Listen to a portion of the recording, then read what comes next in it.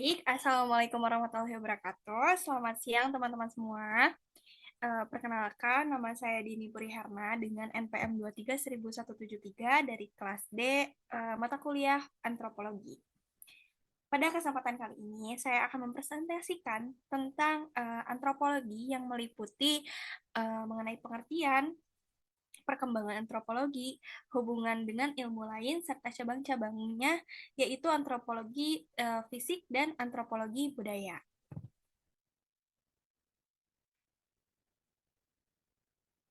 Baik, langsung saja dari yang paling sederhana dulu. Apa itu antropologi yang sebenarnya?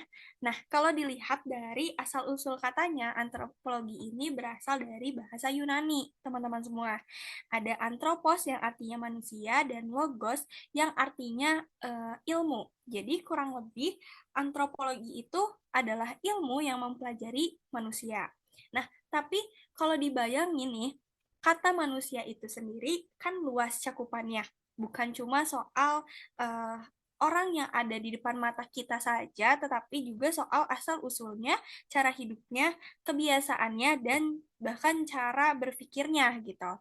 Nah, maka antropologi itu kayak kita bisa siasati, kayak punya kacamata pembesar yang super duper besar buat ngelihat semua sisi manusia dengan kaca yang berbeda gitu. Nah, yang selanjutnya ada juga pengertian menurut para ahli. Nah, kita coba lihat pendapat para ahlinya yang di Indonesia yang paling terkenal nih adalah Dr. Koe Jaraningrat. Nah, beliau ini bilang bahwa antropologi itu adalah ilmu yang mempelajari manusia dari segi budaya, perilaku, dan keanekaragamannya. Jadi, penekanannya itu tuh di keberagaman itu sendiri. Nah, meskipun kita sama-sama manusia, tapi budaya kita bisa beda banget. Lalu, ada juga pendapat ahli, yaitu William Haviland. Nah, kalau beliau ini mengasih definisi yang lebih luas.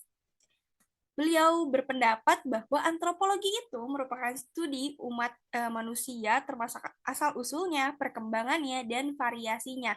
Jadi nggak cuma dilihat dari sekarang saja, tetapi juga dilihat dari ke belakangnya nih, dari mana kita asal gitu, berasalnya dari mana.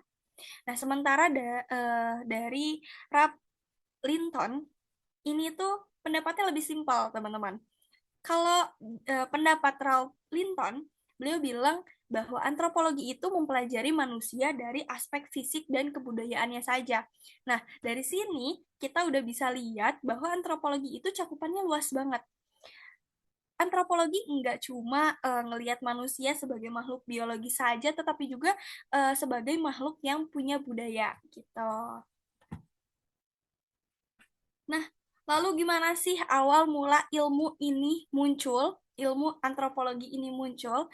Nah, perjalanannya cukup panjang. Saya bagi 4 fase.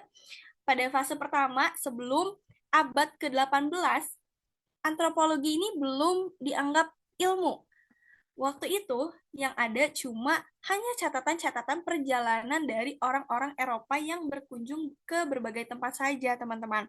Nah, mereka ini menulis tentang kebiasaan orang asing yang mereka temui, tapi catatan ini masih sebatas deskripsi dan kadang penuh prasangka saja gitu.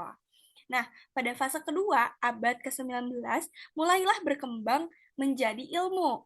Ada teori-teori besar, salah satunya adalah teori evolusi budaya. Nah, ini tuh di masa ini antropologi sempat dipakai untuk kepentingan kolonial. Nah, negara-negara Eropa itu membutuhkan memahami budaya jajahan mereka biar gampang diaturnya gitu.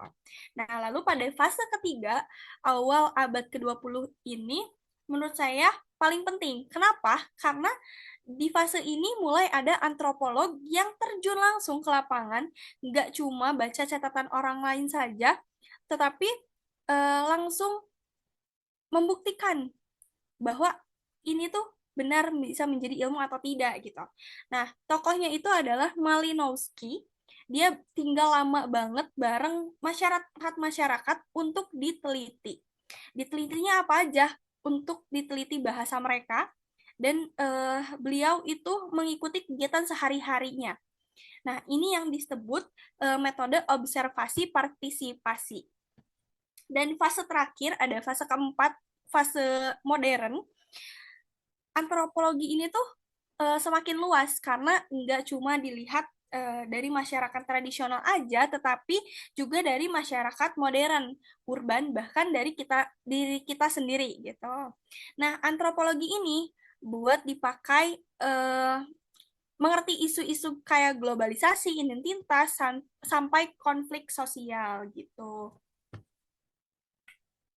Nah, karena antropologi itu luas, dia juga punya hubungan erat sama ilmu lain nih, teman-teman.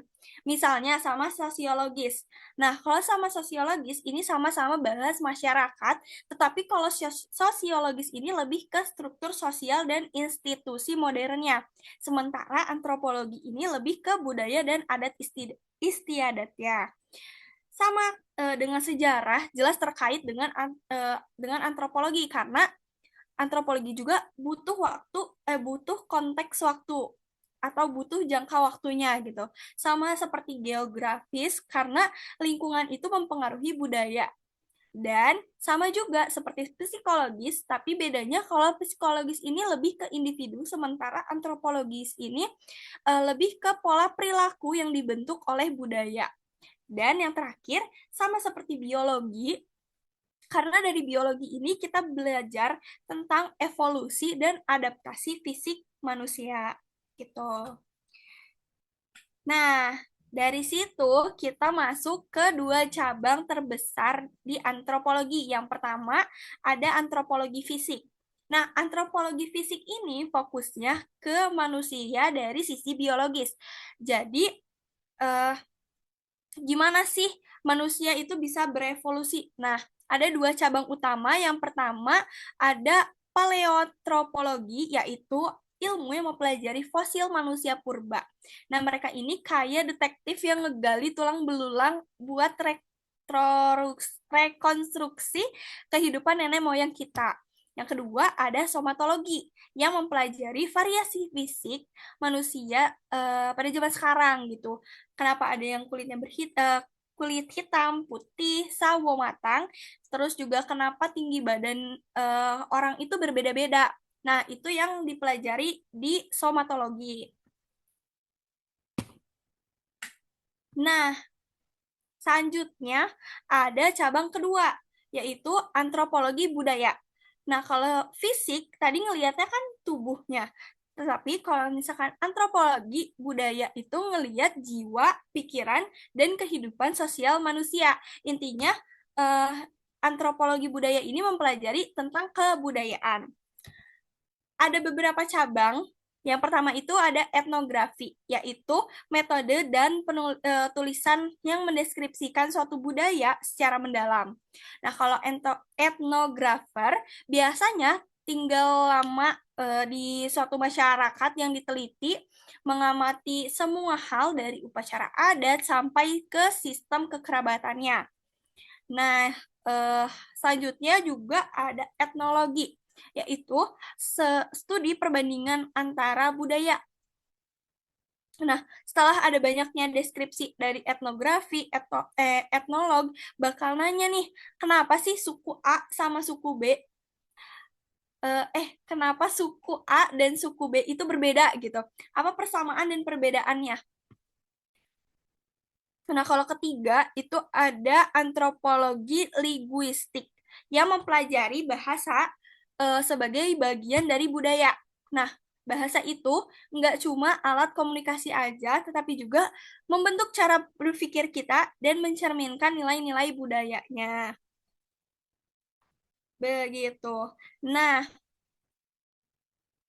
jadi setelah saya tadi bahas mengenai antropologi, bisa kita simpulkan bahwa antropologi itu merupakan ilmu yang mempelajari manusia secara utuh, tidak parsial.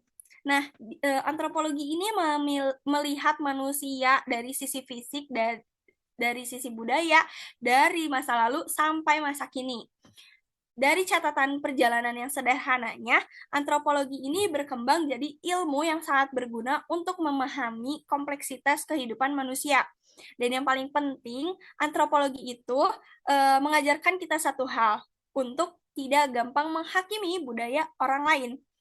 Antropologi juga mengajak kita untuk berusaha memahami dulu sebelum menilai. Pada akhirnya, seberbeda apapun kita, antropologi mengingatkan bahwa kita semua adalah bagian dari satu kesatuan umat manusia. Begitu. Selanjutnya, saya buka sesi tanya jawab. Saya persilakan bagi teman-teman yang ingin bertanya. Baik, Diani izin bertanya ya. Silahkan. Kan dalam antropologi ini ada konsep yang namanya cultural relativism, relativism yang menilai bahwa budaya ini dari kerangka sendiri. Nah, tapi kan di hukum itu ada prinsip yang namanya universal harm, seperti HAM gitu. Nah, menurut kamu tuh bagaimana sih antropologi ini menyikapi tentang pertentangan ini?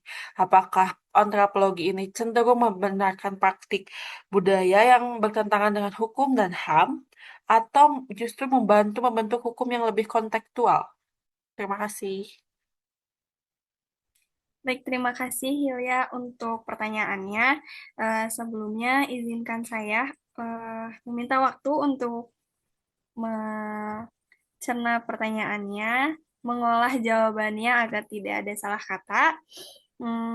Saya izin untuk membutuhkan waktu 3 menit. Apakah diperbolehkan?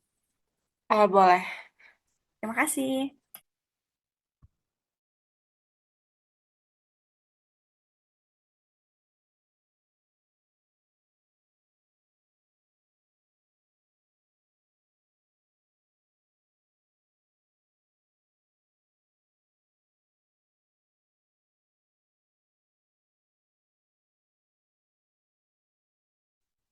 Baik, saya izin menjawab pertanyaan dari Hilya. Mungkin langsung saja ke jawabannya.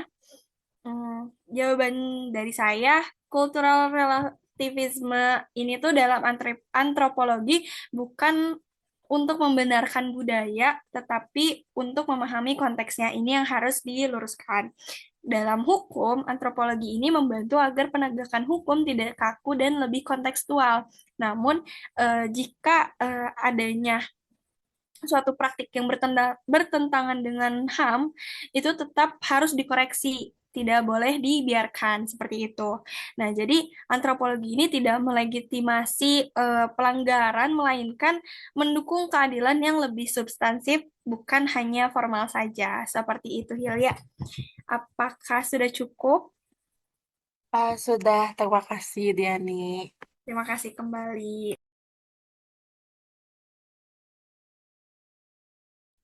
Baik, karena pemaparan materi dari saya mengenai antropologi dan sesi tanya jawab juga sudah terlaksana, saya cukupkan. Eh, Jika ada kekurangan dan salah kata, mohon maaf. Wabillahi taufiq wal hidayah. Wassalamualaikum warahmatullahi wabarakatuh. Waalaikumsalam warahmatullahi wabarakatuh.